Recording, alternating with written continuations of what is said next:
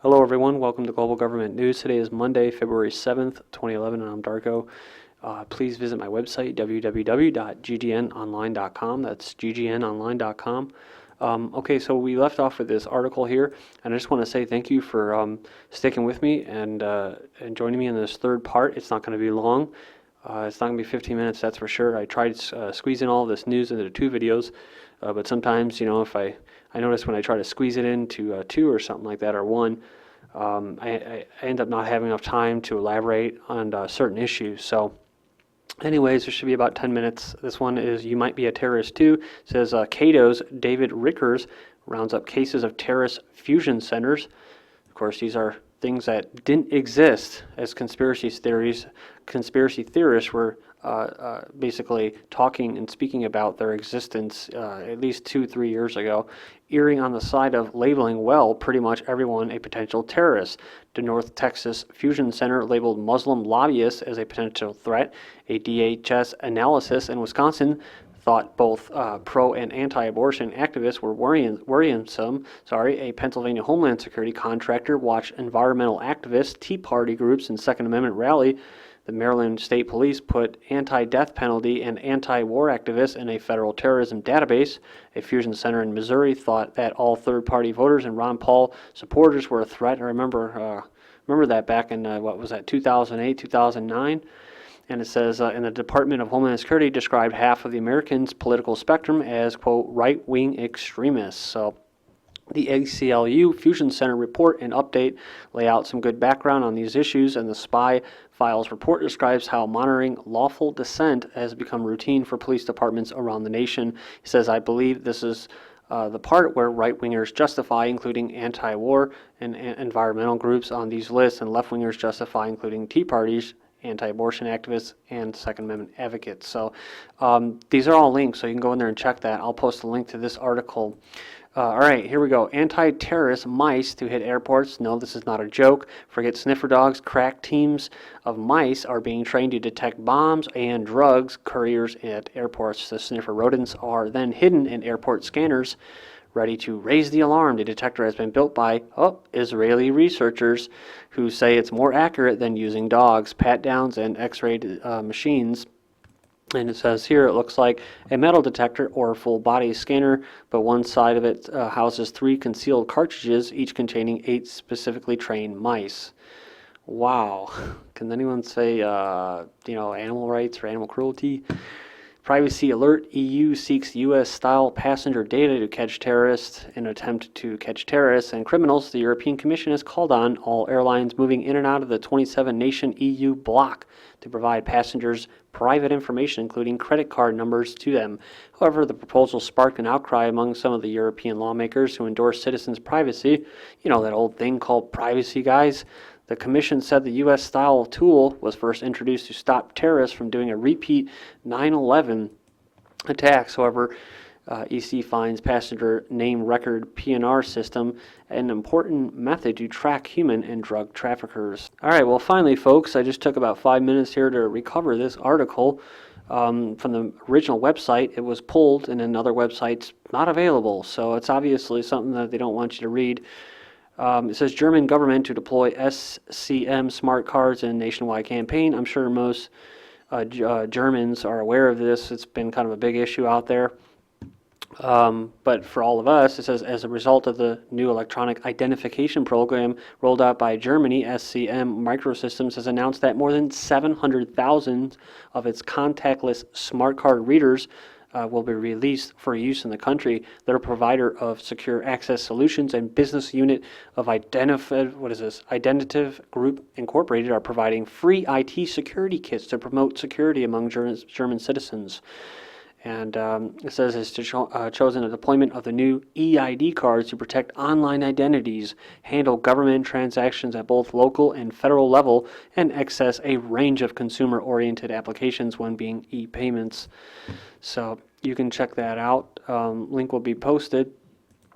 And next up here we have critics, some justice courts just interested in collecting fines. It was a shocking experience for Dina Long Christensen, sitting in a cell in the Salt Lake City jail for nearly 2 weeks among people charged with serious crimes. Her cellmate, for example, was spending time on charges of aggravated assault. Long Christensen's crime?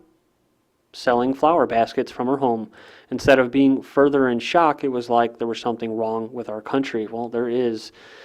Long Christensen, 44, was sent to jail by a justice of West Jordan's municipal court after a dispute over whether she had the proper permits under zoning law to operate her small nursery business out of her home. And here, we're going to go to this other, because it relates directly to that last story. Now, get this.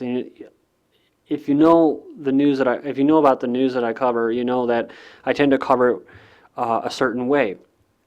And that leans towards smaller government and smaller businesses having more freedom and less regulations and all that, less having to have permits and all that, and allowing the free market, that's right, the market, to dictate responsibility and liability. And so this is a license to shampoo. Jobs needing state approval rise. So look at this. Amid calls for shrinking government, lawmakers across the country are vowing to cut regulations that crimp economic growth. President Barry Soetoro recently said it's time to root out laws that are just plain dumb. He says, tell that to cat groomers, tattoo artists, tree trimmers, and about a dozen other specialists across the country who are clamoring for more rules governing small businesses. So look at that, folks. As one person is being jailed and put in with violent criminals for selling flower arrangements out of her home after, basically trying to start up her own business, and you don't need stupid freaking permits or anything else to sell flowers. Trust me, okay? I worked in the flower business briefly for 2 years as a driver. It's not that big of a deal, guys. It says they're asking to become state licensed professionals. You like that? See, they're using the state in order to squash competition. Now, this is just making me want to puke. Why? Well, because, like I said, it's all about allowing employers to have more money in their pockets so that they can hire more people, so they can expand their business. They can't do that if they're paying all these federal taxes for all their employees, right? So here you go. It says that they're asking to become state licensed professionals, which would mean anyone wanting to be, say, a music therapist or a locksmith would have to pay fees, apply for a license, and in some cases take classes and pass exams, right? Kind of like the driver's exam. You could be a effing moron to drive a vehicle. You don't have to have that much intelligence to operate machinery, right? It says that's why the tests are so stupid. The hope is that the regulation will boost the prestige of their professions, provide oversight, right? See, no liability, basically go to the government, right? And protect consumers from shoddy work. See, this is the thing, guys. In a real free market, you wouldn't go to that person because, well, they would be out of business because what? They were doing a shitty job. That is the free market. You don't need government to come in here like the FDIC, shutting down all these local banks that are solvent, while at the same time allowing these big 4 or 5 global banks like Bank of America and Chase, Wells Fargo, all of them to keep basically surviving when they should go under, right? They're all insolvent. They should go under, but they don't because of the government. So hopefully you get that. And the link will be posted. Just thought I would make that connection because that's very important to me, is a free market and allowing people to start up their own businesses. So it's just very ironic to see small businesses calling on government for permits. But it makes sense. Like I said, that's what government is. That's what fascism is. It's corporatism, which is using the government in order to squash competition, to consolidate your wealth, and basically your consumer base. It says here, couple sentence for praying instead of seeking Medicare for toddler's pneumonia. A fundamentalist Christian couple who tried relying on prayer to cure their dying toddler must take the remaining children for medical checkups as part of their sentence in the boy's health. And this is another issue that you can be divided on. But to me, if you're a parent or your parents and you don't have money to pay to get some very, very, very overpriced medical care, then I don't see you as, basically being a bad parent. I do believe in a God, and I do believe in prayers and divine intervention. I think that people should use that more. Unfortunately, people are so worried about dying all the time that they fear it and they're scared of it. And that's very sad to me. I don't fear death. I don't know what it's going to be like. I don't know if there will be an afterlife or not, but I don't fear it. That's for damn sure. And so many people are scared shitless about dying that they're willing to go into debt their entire lives in order to save someone that should have died naturally. And then these are the same people that say there's too many people on the earth, we need to call them. You see what I'm saying? So instead of allowing nature to take its course and people, to just die when they're supposed to die, right? You say your prayers, you wish them off to a safe journey to the heavens, wherever, and then that's it. You move on. But you don't take on, 50, 100,000, $500,000 worth of medical bills with money that you didn't have, right? God's not going to blame you because you didn't have $500,000 to pay for a radical procedure for your child, right? But hey, that's just me, right? I'm just a stupid spiritualist. Anyways, Pittsburgh steelworkers warned not to skip work for Super Bowl, and says some Pittsburgh area steelworkers are being warned that taking off to watch the Steelers in the Super Bowl could cause severe disciplinary action. So yes, it's kind of a sad story. Minimum wage bill 2010 to 2011. So basically, UK is getting ready to cut the minimum wage, which would be good. Like I said, small market, free market. If you cut the minimum wage, if you get rid of that, that will allow employers to have more money so they can hire more workers and pay them more.